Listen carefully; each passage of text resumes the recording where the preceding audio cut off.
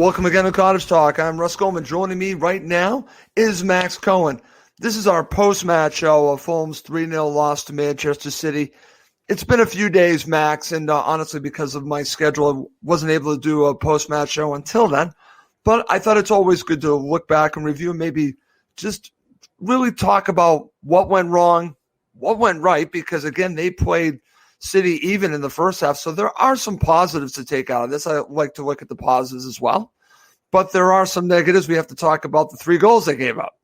But let's just start at basic. I didn't put Mad Max's takes or anything like that. I just put Max's thoughts. So I know it's been a few days. You've had time to think about it. Just give me your overall thoughts on this 3-0 loss. Because, again, there are so many ways to look at it. You can look at the positives and negatives, just an overall view. Yeah, I think if anyone had told me we would have got anything out of the match, I would have said they're lying, and no one really thought this would be a competitive match to start out with. That being said, after we played the best team in Europe evenly, I'd argue, for the first 45 minutes, we thought, we began to believe. So in that sense, the second half was frustrating because we played them 0-0 for the first 45 minutes. That's right. And City looked a bit out of sorts. They played a new formation. They experimented. There was a bit of squad rotation. We'll talk about Guardiola. And you kind of thought after it was 0-0, it's like, where's that goal going to come from? And then to concede so soon as that second half, you knew the match was over because we never looked like scoring. We were never going to get a goal in that match. But all in all, I said this on Twitter after the match. It doesn't really change much in my mind about Fulham's chances of staying up. Same thing. I'd actually say the biggest result this weekend that affected Fulham's survival was at St. Mary's with Brighton's win over Southampton. That, in my opinion, actually had more of a say in the relegation battle than this loss. We're never going to win this game. Right. Really never going to tie it either. But the fact that Brighton got that 3 points, I think was actually pretty important.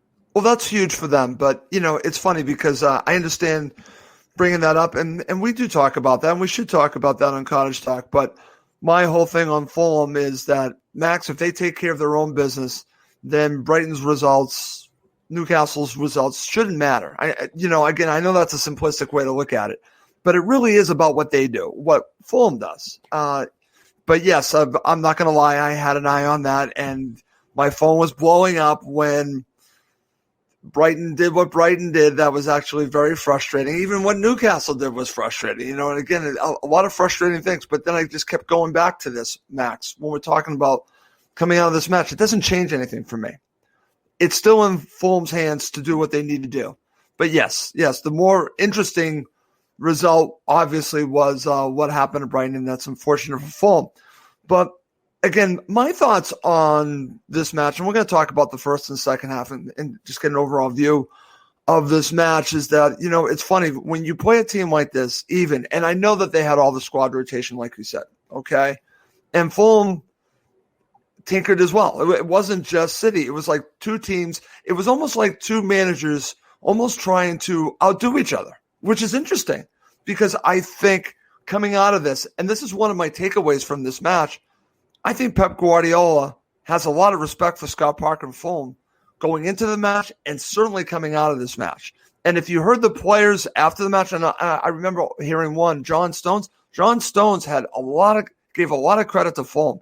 He said they gave him a lot of trouble in the first half. Obviously, they made adjustments in the second half. They tweaked things, and maybe that had something to do with what happened in the second half. I think some of it also has to do what Fulham didn't do or the mistakes they made. But what I got out of this overall was that they played, like you said, arguably the best team in Europe, maybe in the world right now, even for a half. That's an accomplishment in itself. Like you said, you weren't expecting anything out of this match. Anything that they got out of it was a bonus. It was more to do, as Emilio said, the performance. So if we break it up into two parts, the first half performance, very good. Second half performance, not so great. But you can also just talk about a 15-minute span, and then after that, it's okay. But again, you can make the argument that, obviously the argument is that the match was over at that point. But, my thoughts on this, again, overall, you played them even for a half, and it doesn't change anything. It doesn't change anything. And if anyone thinks it does change anything, I disagree with you. It doesn't change anything. Fulham's fate, as I said at the beginning, is in their hands. But let's get going there, my friend. And let's talk about the starting 11. Let's talk about both of them because that's where the tinkering really went on. Let's start with Fulham and your thoughts on their starting 11. I think one of the biggest things was Lamina, Anguissa, and Reed all starting together in central midfield. I think I read that was the first time all three of those players had started a match together all season, which, as we'll talk about later, was crucial in combating City's midfield. And we're going to talk about the first half. Yep. I was a bit disappointed to see no strikers. I can understand not starting Mitrovic, but I don't know why Magic didn't start because we had Loftus-Cheek as a false nine. Lookman played the false nine. Yep. Cavalier might have switched into that position. It was a lot of kind of overlapping between the front four. But maybe it was a lot of just moving parts that they could mix and match. Maybe he didn't feel that Magic would fit that. I don't know. I thought it was a real shame. Okay. Not that, again, this is with expectation we weren't going to win or even tie this game. But as comms are saying, we didn't even have a shot on target. So I think that was a lack of intent, which was a bit disappointing because I think you can still play Magic and still play defensively. It doesn't have to be. So no one on that pitch was going to score a goal for Fulham. And that's kind of been the issue all season. And I know we're going to sit back and defend for most of it, but that to me stood out in the sense that both strikers on the bench, playing Loftus-Cheek false nine, that's not his position because he's not a goal scorer. And in my opinion, Magic could do the same type of defensive work rate. Right. And when we talk about the first half, we'll talk about that in a second. What's fascinating about this, because you're talking about, we're focusing on the starting 11, that there was no goal scorer out there. And when you say that, you're saying, well, I'm thinking to myself, well, that means that Fulham were not aggressive. Max, they were aggressive in different ways, which is very interesting to say. And we'll talk about that. Their approach was very aggressive, but they didn't have an out-and-out striker on the pitch. That's the interesting part of it. It's almost some kind of contradictory. Do you get where I'm going on that? Well, it's like in some ways you're like, I want to be aggressive, but you don't have a striker out there.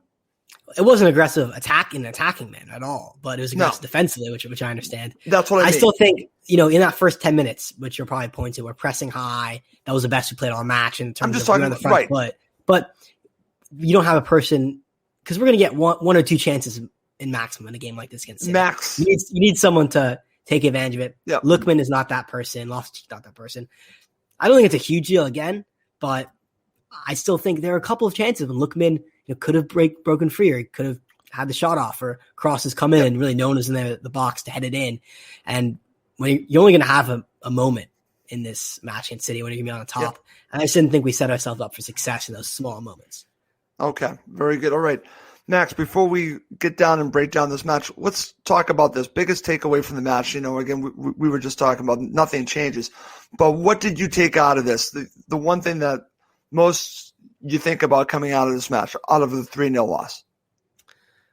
I'm torn because I could talk about how well we held them for the first half, but I'll focus on more negative. But I think that's interesting in the sense that it was the first time I saw us create mistakes like it was 2018-19.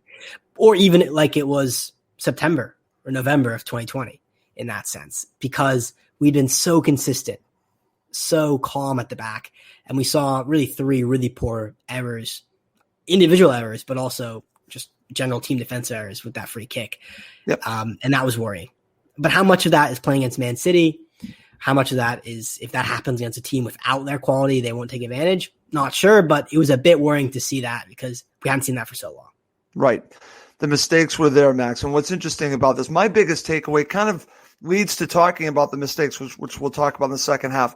But how do I blame Scott Parker for trying to figure out a way to get something out of this match and show Pep Guardiola something different? I think he showed him something different.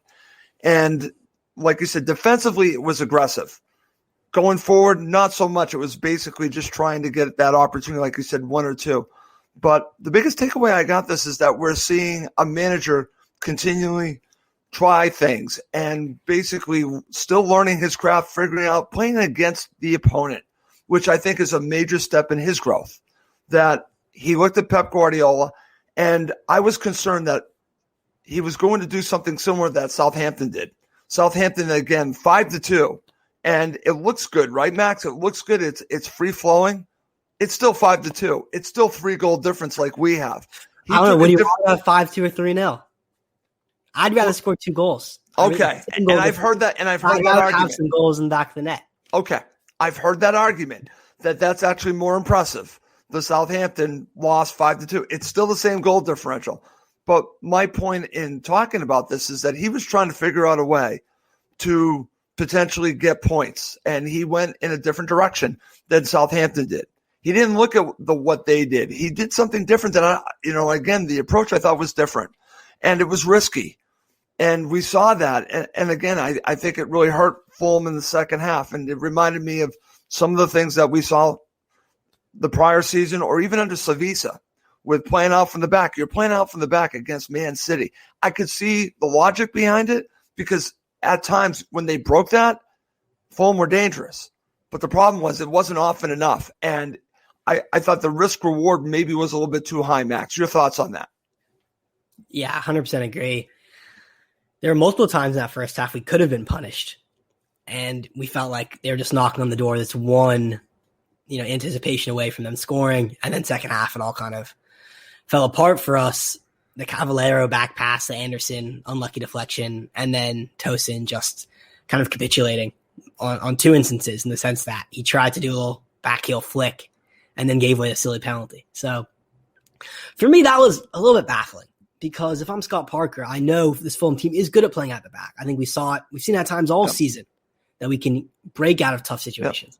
But you're playing against the best pressing team in England, if not Europe, etc. in City. They know how to put pressure on the ball. That is what Guardiola's so good at. Out of possession, they just harass teams and win the ball back up the pitch. It was naive, in my opinion. Yep. And it just wasn't smart because exactly, it was almost like a Slavisa situation when Right. You Remember know they're all being those times told with to do Savisa. it. You're being told to do it, yeah. There was that Aston Villa match at Villa Park that I'll never forget. That they played the ball off from the back. They got punished and they lost the match. Remember that? Yeah. Well, so that's what this kind of David Bunn. reminded Now me. we've better players. So I mean, I can see why Park would do it now. There's no David Bunn in the squad, but yeah, it was odd, and it just felt like a disaster waiting to happen all first half. Exactly. Which is Russ. Was that first half just lucky, or were we actually good? Because I easily could have seen a situation when one of those passes goes awry in the first half and City scored 1 goal and we're having a different conversation. Right. And we're going to talk a little bit more about the approach coming up when we break it down. But I want to share a couple of comments. This is from my friend Colm Bugler, and Colm's great. So he says, soft free kick, in my opinion. I will agree with that for their first goal and 2 individual mistakes for the other 2 goals. But 0 next to the shots on target was disappointing. And that goes back to what you said, Max. Because the opportunity from Josh Onum is the one that I remember. And that's sad because at that point, the match is way over at that point. But, that was an actual opportunity. But, again, where were the opportunities prior to that? But you are playing City. They are far and few between. Does it make any difference if Josh Maja starts? I don't know. Again, this is part of the approach that Parker went with. But I understand that because, again, there are 2 ways, and I saw all these comments after this match, and I saw the same comments, Max, when we played City the first time. I've not heard this term since the last time. Toothless. Toothless is usually what it seems the 2 times I've heard Fulham or toothless I've been against Man City. And I have to think to myself, a lot of that has to do with Man City because you're not going to get a lot of opportunities. What are you expecting? They're not going to be on the front foot, meaning that they're not going to be able to really attack City. I think they were trying to in their approach. It just didn't come off. But you know what? I understand Combs' disappointment. It's my disappointment too, because if they don't make these mistakes, I don't know. I still don't see them getting a draw, but they didn't embarrass themselves. And that's something also. To consider. It was, after that 3rd goal went in, it was a bit embarrassing. I think, Russ. I think they did good. It wasn't 4 or 5 goals, but I felt a little embarrassed after Tosin tries to do the back heel, and then when Cavallero hit the ball off Anderson hit the ball off Cavallero, that was a bit embarrassing. I was a little bit embarrassed. Okay, but overall, it's funny because I asked Emilio, was this a hammering? Do you think this is a hammering? Yes. Okay. Well, we lost 3-0 and we didn't have a shot on target. I know it's against the best team in the league. I'm not saying I don't say it's shameful, but we got hammered. We got played off the park. Yeah. Okay, let's see. All right, I'm going to share this comment from Brian Lake. Don't really believe in free hits, but it was City, and Friday versus Leeds is 100% more important. Good perspective, Brian. You are 100% correct. That's why, as I look back at this match, like I said, we're going to break it down. We'll also do a preview in a few more days of the Leeds United match. But this, to me, was a free hit. I understand what you mean by that. But, nothing changes for me. And it sounds like that it's more to do with the teams coming up, and I completely agree with that. Okay, coming up next, Max and I will break down both halves. And I'll ask Max the question, is there a man of the match? Okay, Max, let's get your overall thoughts on the first half. And, it's interesting when I look back at this, I don't think it's easy to hold this team, regardless of all the changes they had, to even at the half. I think it's very difficult to do, but they were able to do it. And, and I want to get your thoughts on that. But before we do that, I want to recommend everyone, listen, if you've not done this yet, and I actually just recently did this, I decided I was going to subscribe to The Athletic, specifically for one person, and that's Peter Rutzler, and I'm glad that I did. Peter does a fantastic job breaking down these matches. Fantastic. We're lucky to have Peter covering Fulham. Great articles. This last one I would highly recommend because I'm going to share a couple parts of his article because I think that's going to lead us into our conversation, Max, talking about the first half, the approach by Scott Parker. So I'm going to just share these from Peter Rutzler. They go together. Peter wrote, their approach was front foot and was based on a tight man marking system. That's followed up by this. Each of Fulham's central midfielders was tasked with shadowing their City counterparts closely. So, Max, here we have the game plan for Scott Parker. That, again, he was flooding the middle. He was going to man mark them and really try to nullify what they wanted to do. But on the flip side, he was going to play it out from the back. And again, the risk reward in that, he was brave in doing that. But as we said, was the risk worth the reward? So let's get your thoughts on what Peter shared here and then overall your analysis of the first half. I think the defensive tactical analysis is spot on in terms of, Anguissa, Reed, Lamina, all taking a City player. Yeah. It was excellent. It was smart. What it did do, however, was create that space for the three center backs to stride in. And you saw John Stones getting a lot of success in exploiting when those City central midfielders kind of went wide or pushed towards that was their counter move. Yeah, there's huge amounts of space. And I haven't seen John Stones play like that. He almost played like a center mid striding forward. It was very kind of Beckenbauer-esque, but he was finding a lot of success and then kind of playing through balls. And we did play a high line and almost got caught out a couple times, but that's in that first half, it proved to be successful. And Areola did make some good saves, I remember, from Torres on one point. And but it worked, I can't have too many qualms that first half. And the key is when you're playing the big sides, it's always you keep it scoreless for as long as possible. Right. And then you start to think, the longer it stays 0-0, the more chance we have of getting something out of this. That's right. Contrast it back to the Etihad in the fall. I think we can see it within the first 15 minutes. And then shortly thereafter, after a penalty, and then that's just so depressing to already be down 1-0, 2-0 in that first half. And then it's over. Yeah, this time around, we completely flipped the script, kept it tight. Yeah. And I was positive at the end of that first half because I think Parker did pull off a masterstroke in terms of, man marking. And I wouldn't say playing out of the back was a masterstroke, but it didn't quite hurt us in that first half. Right, Max. And so I want to get your thoughts, and I'm glad that you did a great job of breaking down what was going on in the first half because Fulham were more than competitive. And that's kind of what I wanted to see, and that's what Emilio kept saying. He wanted a performance. We got a performance, especially in the first half. So before we talk about the second half and transition to what went wrong early on in the second half, what was your mindset at halftime? What were you thinking at halftime? Can we keep this up? Was that going through your mind? Were you fearful? Because, again, obviously we're going to talk about what happened, but did you think that Fulham could continue to do this in the second half? I knew that there would be a big City onslaught at the start of that second half, and I knew they'd probably switch up the system. Because let's be honest, I think a big part that stayed 0-0 in that first half was that Guardiola was trying out that 3-4-3 formation. He was. And it was clear the City players weren't comfortable in it because it wasn't fluid.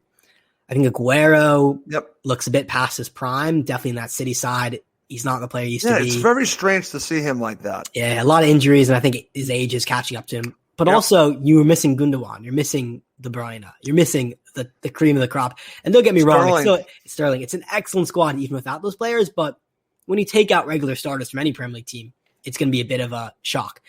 And just the three defenders. It seemed that the wing backs, I think it was Cancelo and Mendy. They weren't that comfortable. I don't think Mendy has started many matches this season for City. It seemed like a team kind of finding its feet. So I knew that first half was probably the best chance we'd have to keep it tight. And second half, Pep might realize we have to switch it up. At the end of the day, it didn't end up happening. Pep got very fortunate, or fair play to him. He didn't have to expend any of his players before the Champions League game going on now because they got the goals anyway. They did, Max. And what's interesting, and I'll go back to this interview that I heard with Stones, he said they tweaked it at halftime. He said they made the changes.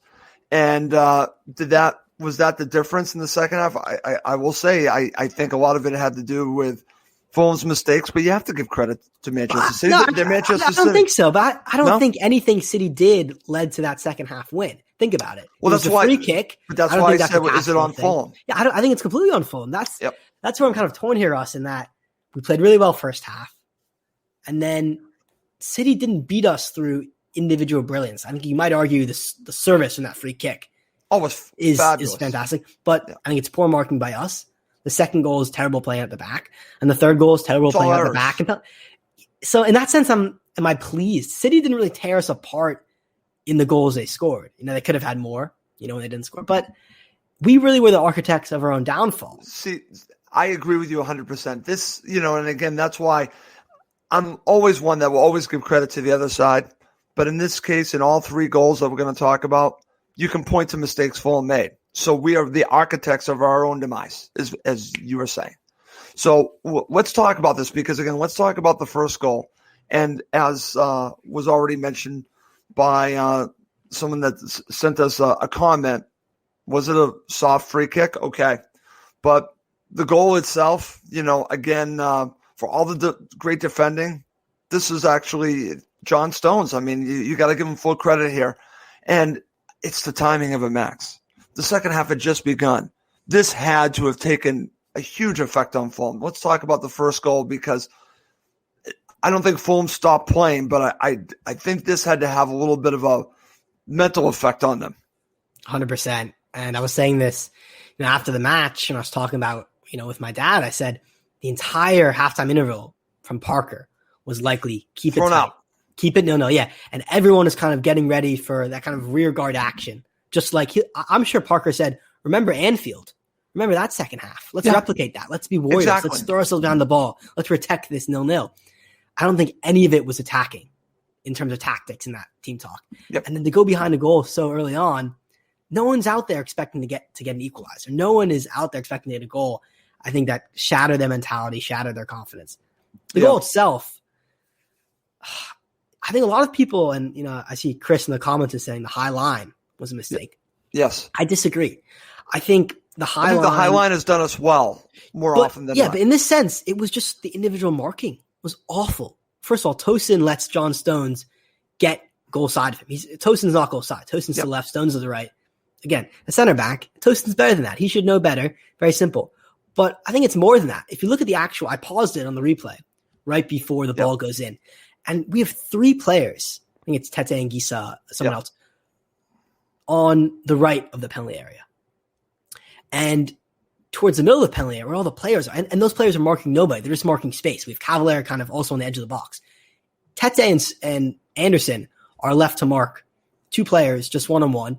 And then actually, if you go far post, there are two Fulham defenders for three City attackers. Yeah. It just seemed to be a complete breakdown in any sort of communication because we weren't putting the players where the City players were. Right. And I've never seen that happen in recent weeks for us. And Tosin gets beat by his man, but also there's no help there, which is also there isn't, Max. And and again, Fair point for Chris to mention it, and it's, again, we're talking about some of the tactics that they put out there, and this one didn't work, and they give up the goal, but very good analysis from you. The unfortunate part is that this is followed up shortly after by the second goal.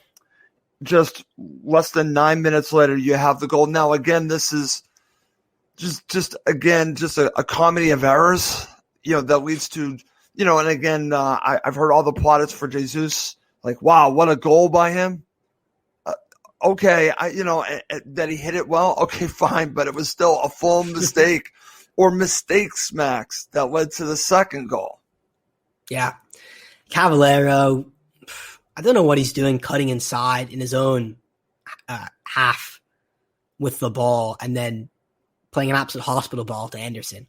It's just not needed. If you're a winger, I think if you're going to clear the ball, you clear it up and wide. You don't go central and back. And I think Anderson is put in a tough spot because it's overhit. Anderson has to stretch, slide it. Yep. And it unfortunately ricochets right off Cavallero. I do think Anderson could he have done better, perhaps, but he was put in a tough position as well. And once it's there, Ariel has to come out. He gets rounded well by Jesus. And then that's when I felt embarrassed because it was in such quick succession. Oh, it was and I'm thinking, could it be 4? Could it be 5? Or we can be in for a very, very long night. Yep. That's the one saving grace I think about the second half is after that third goal went in, there's nothing more because it very easily could have gotten away from us. Okay, excellent stuff there. All right, my friend. Now we have to talk about the third goal. And, listen, I think Tosin has the chance to be an excellent player. And you know how I feel about diving, and I went back and forth with Emilio on this. And other people have challenged me on this. This wasn't diving. This was a foul. I agree it's a foul. I totally agree. I just think it's, again, it's a little bit of the player. But, again, this is what players do. And, I guess, but more important is it's another mistake. It's another mistake regardless, it's another mistake by Tosin. For all the good that he's done, again, this is probably the best team in the world. And he's playing against a team that he grew up playing for. So that had to be difficult on him. But let's talk about the third goal. And at this point, the match is far over at that point. Yeah. So I watch it back, and Aina plays the ball back to Tosin. And it's not a terrible pass back, but it's actually rolling quite slowly. And Tosin opened up his body. Yep. He's looking for options. I think the initial issue is that his body position is looking central. So he's looking to possibly play it to Harrison Reed, who has a marker, or he's looking to play it to Anderson, who also has someone on him. What he doesn't do is look back, because I think if you're a defender and you have no options ahead of you and he's not really turned wide, I think you just play it back to the keeper. But when he really gets in trouble, he lets that ball roll and lets it roll, and then you have Fernand Torres right on him. Yeah. And then he tries to backheel it, which is just inexcusable. Yeah. You have to put your foot through in that situation, or you play it back to Ariel. You don't do a flick, especially when someone's that tight on you. That's inexplicable. And the next part is even worse because I think, honestly, once he loses possession to Fernand Torres, Torres, it's not like Torres is miles ahead of him. He's even. Yes. Tosin doesn't have to dive into that tackle when he does. In my opinion, he does it because he just made a mistake. And when you make a mistake, a defender is always eager to rectify it immediately. You're trying to correct it. And it was just over eager. And in the penalty area, again, there's absolutely no sense of where he is in the pitch. I think you're right. Torres goes down very softly. Yeah. But the fact of the matter is, he doesn't get anywhere near the ball. It's a poor tackle. It's a senseless one. And he doesn't make any contact. If he makes contact, he has an argument to make. But the ball just completely goes on its line, and that's a penalty. No, but it's a good point. He's trying to correct an error, and then he compounds it. And, like I said, in the long run, these mistakes, I'm glad we're talking about this because what's interesting, and I've seen commentary from Parker after this, that what's encouraging for me, Max, because there are two ways to look at this. Just brush the match aside and let's move on to Leeds United. Parker's not doing that, and I think this is very smart. They're going to analyze this, and they probably already have done this. They're going to make the corrections so this doesn't happen again. I think that's very important because these errors are correctable. These are errors that they can fix. They're fixable problems. So the fact that they're probably worked on it in training is very important because you don't want to forget about it. You want to watch it. You want to look at it. Then you want to move on to Leeds United. And I think that to me is important. Again, the maturation of a manager to come out and say, listen, we're not putting this match in the rear view mirror yet. We're going to look at it, and we are going to fix what went wrong. I'm paraphrasing, but that's basically the gist of it. So it's funny because I'm thinking about this, and I'm a glass half full person. I'm thinking to myself, okay, it's a terrible loss. It looks bad, but are there things to gain from it? And I think I just mentioned what there is potentially to gain from it is to learn from your mistakes, because you do tend to have gains from mistakes more than you do from positive moments when you can fix things. They can look at this and work on it in training. So for me, that might be a positive to come out of this. Again, you never want to make mistakes, but this might help them against Leeds United and the matches coming up, Max. 100%, yeah. I think you take all the positives from that first half performance and say, if we can keep City to a 0-0 for 45 minutes, why should we concede to Leeds? Why should we concede to Southampton, Villa, exactly, etc.? Yeah. That's my point. My point is that, again, I know that I put the title Fulham second half collapse. Okay, I understand that because that's what, that leads to the loss. But when you really look at it, there are a lot of positives to take out of this. You can say you played with the best team in the world, and I'm going to say it, for a half, and you played them even. You can take that into these upcoming matches. You absolutely can. You should be confident.